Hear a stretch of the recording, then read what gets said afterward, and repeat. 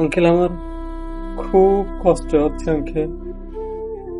আমাকে ছেড়ে দিন, আমি স্কুলে যাব আঙ্কেল। আন্টি আমাকে ছাড়তে বলেন, আমাকে যেতে দেন, আমি স্কুলে যাব আঙ্কেল। মা, বাবা। রামিসা যখন দুনিয়া থেকে চলে গেল, তার আত্মা হয়তো এই কথাগুলোই বলছিল। বাবা, এই শয়তানগুলো আমার সাথে কেন এমন করলো? মা, আমার মাঝে কি এমন ছিল যা ওরা ছিনিয়ে নিতে চাইলো? বাবা, তুমি বলতে না আমাকে মানুষ হতে হবে? মা, এরা কি মানুষ নয়? তবে বাবা, কারো কাছে আমার বিচার চাইও না।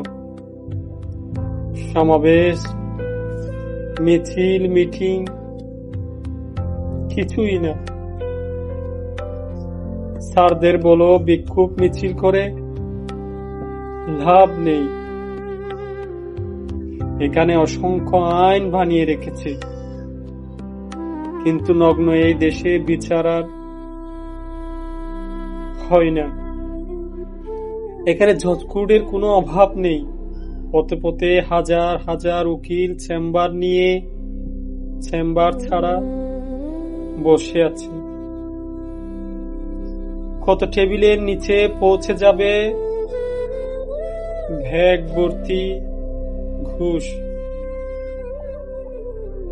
কেউ একজন ঠিক এই পাষণ্ডের পক্ষে দাঁড়িয়ে বলবে, মহামান্য আদালত, আমার মক্কেল নির্দোষ। মা, আমার পুতুলগুলো ফেলে দিও না। ওরা এখনো জানে আমি ফিরে আসব। আমার ছোট্ট জুতোগুলো আলমারিতে রেখো। আমার আর স্কুলে যাওয়া হলো না, তবে আমি অনেক খুশি বাবা। আমাকে যে মানুষ অমানুষে ভরা এই দুনিয়ায় কোনো মানুষ আর হতে হলো না।